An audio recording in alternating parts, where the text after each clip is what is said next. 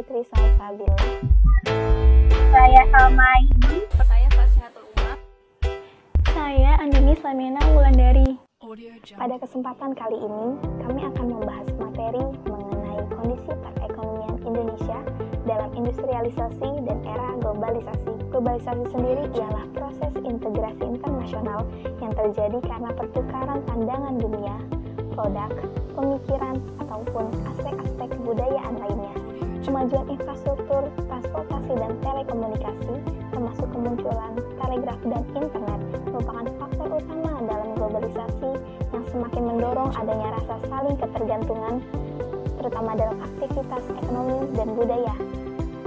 Dalam membahas ekonomi tahun 2020, tentu kita tidak dapat lepas dari hasil capaian tahun 2019, yakni seperti politik anggaran pemerintah, opsi kebijakan moneter Bank Indonesia, psikologis pelaku pasar, keyakinan konsumen, minat investasi, serta ekspansi usaha di tahun depan.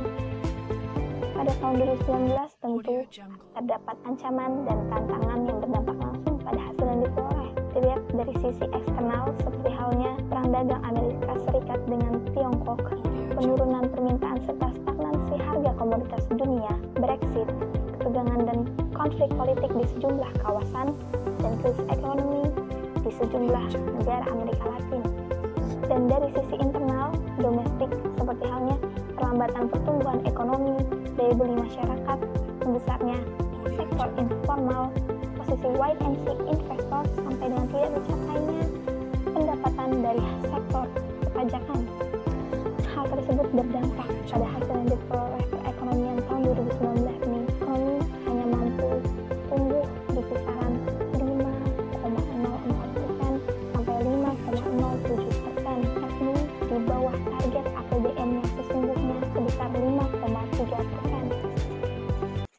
Sementara itu, inflasi tetap terjaga pada tahun 2019 di angka 3,1%, namun yang perlu diperhatikan ialah konsumsi rumah tangga yang hanya mencapai 5,01%, yang pada kenyataannya sangat berdampak pada pembentukan PDB di Indonesia sebesar 54-56%. Jadi, apakah Indonesia akan mengalami resesi pada tahun ini? Melihat fenomena inverted yield curve itu menjadi prediktor yang cukup akurat untuk memprediksi terjadinya resesi yang dikhawatirkan transmisinya ke perekonomian global, seperti halnya yang terjadi pada krisis subprime mortgage pada tahun 2007 sampai 2008. Namun demikian, kita tidak dapat menampik bahwa Amerika Serikat tetap berkinerja baik dalam indikator angka pengangguran dan inflasi, walaupun mengalami tren penurunan. Hal ini dapat dibuktikan oleh sejumlah analisis yang memperkirakan Amerika Serikat akan mampu terus tumbuh di kisaran 2% tahun depan, dan juga ekonomi Tiongkok yang akan tumbuh sekitar plus minus 6%. Pelambatan ekonomi Tiongkok tentu akan berdampak pada negara yang memiliki hubungan perdagangan dan investasi, termasuk Indonesia. Bagi Indonesia, elastisitas pelambatan ekonomi Tiongkok ke Indonesia cukup besar. Bank Dunia dan IMF menyatakan bahwa setiap 1% ekonomi Tiongkok melambat akan berdampak plus minus 0,3% ke ekonomi Indonesia. Melambatnya pertumbuhan ekonomi Tiongkok akan berdampak pada menurunnya aktivitas manufaktur yang menurunkan juga permintaan akan produk input yang diimpor produsen Tiongkok dari negara lain, termasuk Indonesia. Selain itu, relokasi industri keluar dari Tiongkok ke sejumlah negara untuk menyiasati kenaikan tarif masuk ke Amerika Serikat juga diprediksi masih akan terjadi di 2020. Resiko adanya resesi global masih sangat terbuka.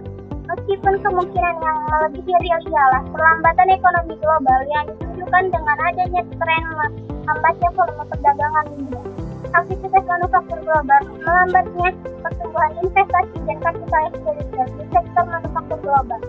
Respon mitigasi apa yang sedang dan diperkirakan akan terjadi di tingkat global dapat dipastikan langsung maupun tidak langsung akan berdampak pada perekonomian Indonesia. Transmisi gejolak eksternal ke ekonomi Indonesia biasanya dapat melalui jalur pertama, perdagangan, kedua, pasar keuangan, dan ketiga, investasi atau FDI. Sepanjang 2019, kita sudah merasakan dampak perlambatan ekonomi global melalui ketiga jalur. Dalam pasal APBN 2020, pemerintah dan DPR RI telah menyepakati sejumlah asumsi makroekonomi seperti pertumbuhan ekonomi ditargetkan sebesar 5,3%, angka inflasi 3,1%. Nilai tukar rupiah rata-rata dipatok Rp14.400 per dolar US. SPN 3 bulan sebesar 5,4%, defisit anggaran sebesar 1,76% atau 307,2 triliun rupiah. Sementara itu, target pengeluaran dipatok sebesar 2.540,4 triliun rupiah dan pendapatan sebesar 2.233 triliun rupiah. Selain APBN, modal lainnya bagi ekonomi Indonesia, yaitu BUMN nasional yang selama 5 tahun terakhir menjadi institusi penting bagi akselerasi pembangunan infrastruktur. Tidak lupa juga swasta nasional perlu diperkuat perannya, terutama sinergi dengan BUMN. Selain itu, UMKM dan kooperasi juga perlu terus diperkuat agar ekonomi Indonesia memiliki tidak hanya daya tahan tetapi juga daya saing di tengah arus perlambatan ekonomi global. Dalam upaya mendongkrak daya saing Indonesia dan memperoleh manfaat dari perubahan sistem di era globalisasi ini, hal penting yang harus dibangun adalah penguatan inovasi dalam sektor industri karena pada dasar industrialisasi sangat lekat kaitannya dengan globalisasi.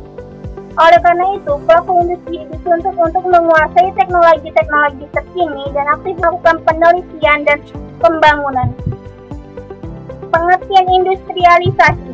Industrialisasi merupakan proses perubahan sosialisasi ekonomi yang mengubah sistem pencaharian masyarakat agraris menjadi masyarakat industri. Dalam kata lain, industrialisasi adalah bagian dari proses modernisasi di mana perubahan sosial erat berhubungan dengan inovasi teknologi. Sektor industri memiliki peran yang strategis dalam perekonomian nasional. Kontribusi industri pengolahan pada triwulan 3 tahun 2019 sebesar 19,62% merupakan yang terbesar dibandingkan sektor industri yang lain.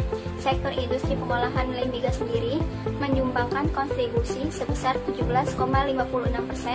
Sementara itu, nilai ekspor sektor industri periode Januari sampai Oktober 2019 sebesar USD 105,11 miliar.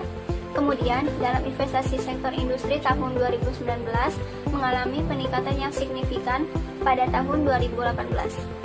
Investasi sektor industri mencapai 1.068,9 triliun, sedangkan pada Januari sampai September 2019 mencapai 1.216,2 triliun. Sepanjang tahun 2019, terdapat 5 sektor yang memberikan sumbangsih paling besar terhadap pencapaian nilai ekspor industri pengolahan, yaitu industri makanan yang menyetor hingga USD 27,16 miliar atau berkontribusi sebesar 21,46%. Selanjutnya, industri logam dasar USD 17,37 miliar, 13,72%. Berikutnya, industri bahan kimia dan bahan dari bahan kimia tercatat USD 17,20 miliar atau 10%. Industri pakaian sebesar USD 8,3 miliar atau 6,56%, serta industri kertas dan barang dari kertas yang menyetor USD 7,272 miliar atau 5,74%. Lalu, bagaimana kondisi perekonomian Indonesia dalam industrialisasi saat ini? Sektor industri pengolahan mengalami tekanan yang cukup besar dari sisi penawaran dan permintaan sebagai akibat dari pandemi COVID-19. Dari sisi penawaran, aktivitas perdagangan global yang berkurang mempengaruhi penurunan pasokan bahan baku, pemberlakuan kebijakan social distancing, juga mempengaruhi kapasitas produksi. Sementara, depresiasi nilai tukar rupiah menambah beban biaya bagi industri yang berorientasi impor. Dari sisi permintaan, faktor-faktor yang mempengaruhi permintaan terhadap produk industri pengolahan diantaranya pelemahan perekonomian dunia yang menyebabkan permintaan global, penurunan harga minyak dunia yang berimbas pada penurunan harga crude oil dan komoditas lainnya, serta penurunan daya beli masyarakat terutama untuk durable goods. Berdasarkan tabel di samping, pertumbuhan industri pengolahan lemi gas pada triwulan 1 tahun 2020 menurun jam sehingga hanya dapat tumbuh 2,0%. Kinerja tersebut juga masih di bawah pertumbuhan PDB nasional 2,97%. Di samping penurunan kinerja yang tajam, pertumbuhan industri pengolahan yang masih positif di masa pandemi COVID-19 ini ditopang oleh beberapa faktor, yaitu 1. Kebijakan penurunan harga gas sehingga USD non atau MMBTU bagi subsektor tertentu. 2. Peningkatan kapasitas produksi terutama pada subsektor industri makanan dan minuman serta kimia dan farmasi. 3. Kebijakan stimulus fiskal dari pemerintah seperti relaksasi PPh 21, 22, dan 25 bagi industri pengolahan. 4. Kebijakan stimulus non-fiskal seperti peningkatan kemudahan ekspor dan impor. Kemudian, jika dilihat dari data di samping, diketahui bahwa subsektor industri kimia, farmasi dan obat tradisional, industri alat angkutan, serta industri kertas tumbuh paling tinggi pada triwulan 1 tahun 2020, masing-masing sebesar 5,6%, 4,6%, dan 4,5%.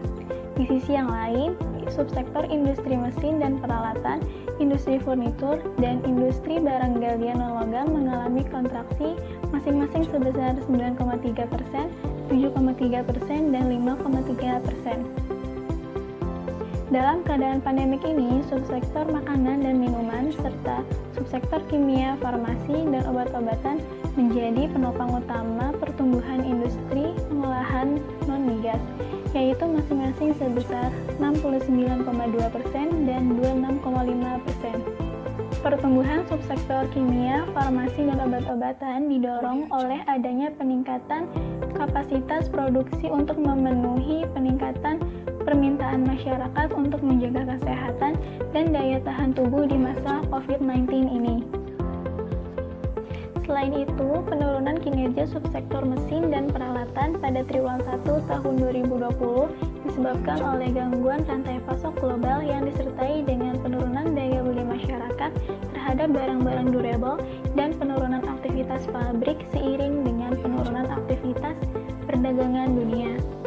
Nilai ekspor produk industri pengolahan pada triwulan 1 tahun 2020 mencapai 32,9 miliar US dollar atau meningkat sebesar 10,1% dibandingkan dengan triwulan 1 tahun 2019. Peningkatan ini didorong oleh ekspor logam dasar mulia dan pada saat yang sama depresiasi nilai tukar rupiah.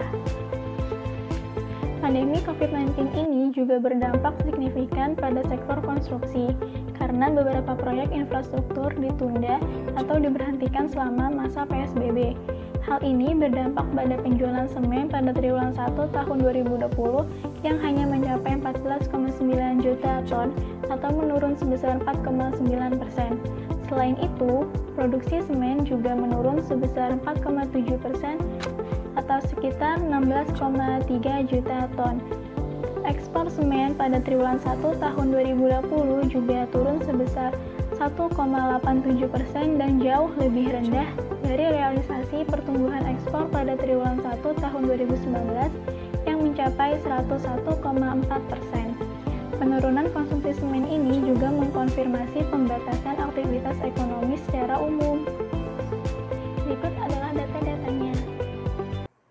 Terima kasih, semoga materi yang kami sampaikan dapat bermanfaat.